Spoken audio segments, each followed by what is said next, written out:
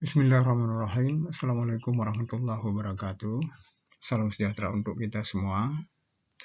Saudara-saudara sekalian, pada pertemuan kita kali ini akan kita bicarakan tentang asal mula Pancasila. Saudara-saudara sekalian, untuk kita mengetahui tentang bagaimana asal mula Pancasila, maka akan dibicarakan terlebih dahulu beberapa hal. Yang pertama, teori kausalitas. Teori kausalitas adalah teori Aristoteles tentang sebab musabab. Saudara sekalian, Aristoteles adalah seorang filsuf Yunani kuno yang hidup pada tahun 384 sampai dengan 322 sebelum Masehi, yang mengatakan bahwa terjadinya segala sesuatu hal atau benda itu pasti mempunyai asal mula atau sebab musabab yang disebut dengan kausa. Menurut Aristoteles ada 4 macam kausa tersebut, yaitu A. Kausa materialis, sebab atau asal mula bahan, yaitu segala sesuatu yang merupakan bahan. Misalnya, untuk terjadinya sebuah kursi kayu jati, maka harus ada terlebih dahulu ada kayu jatinya sebagai sebab bahan. B. Kausa efisien, sebab atau asal mula karya, yaitu merupakan aktivitas manusia untuk menghasilkan sesuatu, misalnya tukang kayu untuk menggarap kayu. C. Kausa formalis, yaitu sebab atau asal mula bentuk, yaitu berupa wujud dari hasil aktivitas manusia, misalnya kayu yang digarap oleh tukang kayu tersebut diwujudkan dalam bentuk sebuah kursi. D. Kausa finalis, sebab atau asal mula tujuan, yaitu tujuan dari prosesi tersebut. Misalnya tujuan pembuatan kursi untuk apa? Untuk tempat duduk. Untuk tempat duduk itu adalah merupakan sebuah kausa juga, yaitu merupakan kausa finalis atau sebab tujuan. Penerapan teori kausalitas. Saudara-saudara sekalian, apabila teori kausalitas ini diterapkan pada Pancasila, maka yang menjadi kausanya adalah sebagai berikut. A. Kausa materialis Pancasila adalah merupakan adat, kebiasaan, kebudayaan, dan agama dari bangsa Indonesia. B. Kausa efisien Pancasila adalah berupa kegiatan BPUPKI dalam merumuskan Pancasila dan kegiatan PPKI dalam menetapkan Pancasila. C. Kausa formalis Pancasila adalah berupa susunan dan rumusan Pancasila sebagaimana yang terdapat dalam pembukaan Undang-Undang Dasar 1945. D. Kausa finalis Pancasila adalah di mana dijadikan Pancasila sebagai dasar filsafat negara Republik Indonesia. Sumber Pancasila. Saudara-saudara sekalian, apabila diperhatikan dari teori kausalitas dan penerapannya sebagaimana yang telah diuraikan di atas, maka dapatlah diketahui bahwa asal mula atau sumber Pancasila adalah sebagai berikut. A. Sumber material Pancasila. Sumber material Pancasila adalah tata kehidupan bangsa Indonesia sendiri yang telah membudaya. Itulah sebabnya maka sering dikatakan bahwa bangsa Indonesia adalah sebagai kausa materialis Pancasila. B. Sumber formal Pancasila adalah alinea keempat pembukaan Undang-Undang Dasar 1945, sebab disitulah rumusan dan susunan Pancasila termuat secara resmi. Pembahasan kita selanjutnya adalah Pancasila sebagai pengetahuan ilmiah. Saudara-saudara sekalian, suatu pengetahuan itu dapat dibedakan menjadi 3 tingkatan, yaitu A. Pengetahuan biasa, B. Pengetahuan ilmiah, C. Pengetahuan filsafat. Syarat-syarat pengetahuan ilmiah. Saudara-saudara sekalian, menurut Wijayawiyatna, ada 4 syarat suatu pengetahuan itu disebut sebagai pengetahuan ilmiah, yaitu A. Berobjek, yaitu mempunyai sesuatu yang dijadikan lapangan penyelidikan. Objek ilmu pengetahuan ilmiah itu terdiri dari dua macam, yaitu objek materia dan objek formal. Objek materia yaitu bahan atau sasaran pembahasan yang menjadi penyelidikan ilmu. Sedang objek formal yaitu sudut pandang tertentu yang menentukan macam ilmu itu. Bermetode yaitu seperangkat cara atau sistem pendekatan tertentu dalam rangka memudahkan pencapaian tujuan. C. Bersistem, artinya suatu pengetahuan itu tersusun secara teratur dan konsisten dalam satu kesatuan yang bulat dan utuh. D. Bersifat universal, yaitu kebenaran pengetahuan itu berlaku secara umum, tidak terbatas oleh ruang dan waktu, keadaan, situasi, kondisi, maupun jumlah tertentu.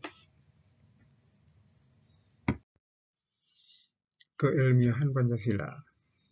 Saudara-saudara sekalian, Pancasila juga termasuk pengetahuan ilmiah, sebab Pancasila juga memenuhi 4 syarat sebagai pengetahuan ilmiah, sebagaimana disebutkan di atas, yaitu A. Berobjek, yaitu Pancasila juga memiliki objek materia maupun objek formal.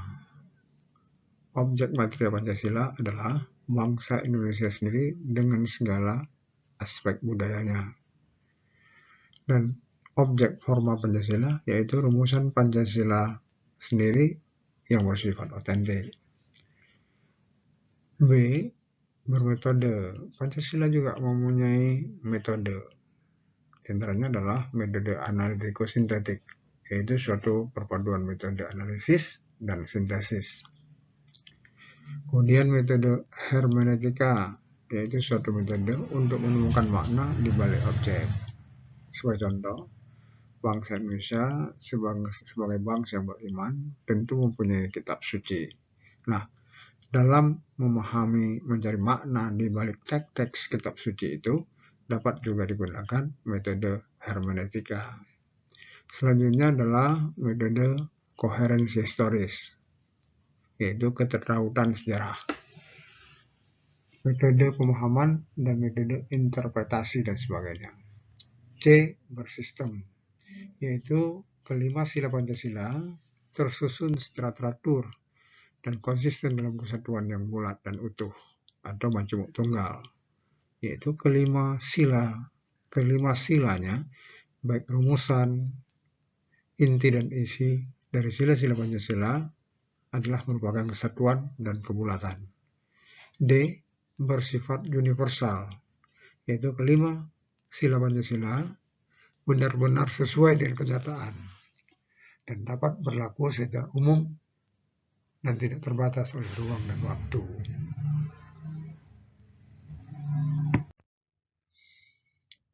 Macam-macam pengetahuan ilmiah. Saudara-saudara sekalian, macam-macam pengetahuan ilmiah ini bukan berkaitan dengan aspek kebenaran, tetapi lebih pada karakteristik pengetahuan ilmiah tersebut. Pengetahuan ilmiah itu dapat dibedakan ke dalam 4 macam, dan macamnya pengetahuan ilmiah tersebut sangat ditentukan oleh pertanyaan ilmiah, sebagaimana di bawah ini. A. Pengetahuan deskriptif. Pengetahuan deskriptif adalah pengetahuan yang berusaha menjawab pertanyaan ilmiah bagaimana, yang jawabannya adalah merupakan gambaran, lukisan tentang keadaan atau sifat-sifat sebuah objek. B. Pengetahuan kausal. Pengetahuan kausal adalah menjawab pertanyaan ilmiah mengapa, yang jawabannya merupakan penjelasan tentang asal mula atau sebab-musabab dari sesuatu. C. Pengetahuan normatif, yaitu berusaha menjawab pertanyaan ilmiah kemana, yang jawabannya adalah merupakan kebiasaan dan hukum-hukum yang dijadikan pedoman. D. Pengetahuan esensi. Pengetahuan esensi adalah pengetahuan yang mencoba menjawab pertanyaan ilmiah apa yang jawabannya adalah sesuatu yang merupakan inti mutlak, zat atau hakikat dari sesuatu.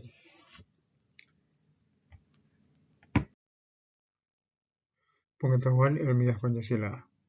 Saudara-saudara sekalian, apabila 4 macam pengetahuan ilmiah, sebagaimana telah disebutkan di atas, diterapkan pada Pancasila, maka akan diperoleh pengetahuan ilmiah Pancasila adalah sebagai berikut. A. Pengetahuan deskriptif Pancasila, yaitu berupa bentuk susunan dan rumusan Pancasila secara otentik. Nilai-nilai Pancasila, sejarah perumusan Pancasila, fungsi Pancasila, dan lain-lain. B. Pengetahuan kausal Pancasila, yaitu berupa tata cara kehidupan bangsa Indonesia yang telah membudaya Pancasila sebagai sumber norma. Oleh karena itu, realisasi dan penjabarannya senantiasa berkaitan dengan kausalitas. C. Pengetahuan normatif Pancasila, yaitu berupa Undang-Undang Dasar 1945 sebagai peraturan perundangan tertinggi guna melaksanakan Pancasila secara formal. Pancasila tidak hanya untuk dideskripsikan, tetapi perlu dikaji norma-normanya, karena Pancasila untuk diamalkan, direalisasikan, serta dikonkretisasikan dalam kehidupan. D. Pengetahuan esensi Pancasila, yaitu pengetahuan tentang inti mutlak, zat, hakikat, inti atau makna terdalam dari sila-sila Pancasila. Hal ini dapat dikaji dalam bidang ilmu filsafat Pancasila. Ruang lingkup keilmiahan pembahasan Pancasila. Saudara-saudara sekalian, pembahasan Pancasila secara ilmiah memiliki ruang lingkup yang sangat luas. Hal ini sangat tergantung pada objek forma atau sudut pandang pembahasannya masing-masing. Apabila Pancasila dibahas dari segi moral atau etika, maka lingkup pembahasannya meliputi etika Pancasila. Dibahas dari sudut ekonomi, maka akan muncul ekonomi Pancasila. Dibahas dari sudut pandang nilai, maka akan muncul aksiologi Pancasila. Dibahas dari sudut pers, maka akan muncul pers Pancasila.